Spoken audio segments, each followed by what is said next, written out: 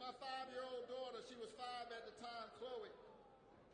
And I said, "Dear Chloe, today we confirm to the United States Supreme Court Justice Ketanji Brown Jackson in the history of our nation.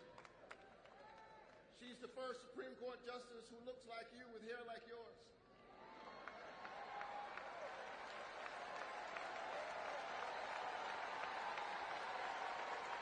And as we were confirming her, a friend of mine, the vice president, suggested that I write a letter. By the way, she's the first vice president who looks like you.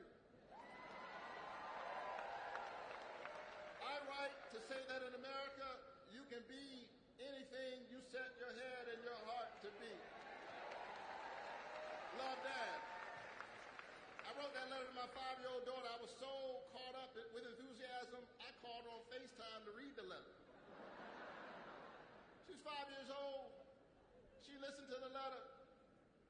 She was not impressed. She said, "Can I go out and play now?" She didn't understand that letter then, but she'll understand it in a few years.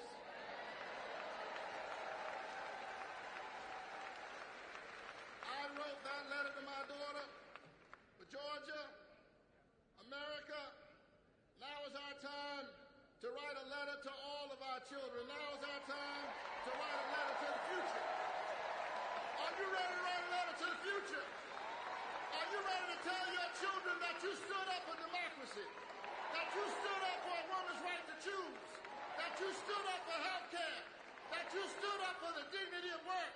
Are you ready to write a letter that says you stood up for the planet, that you embraced an America that embraces all of our children? Together we did it before,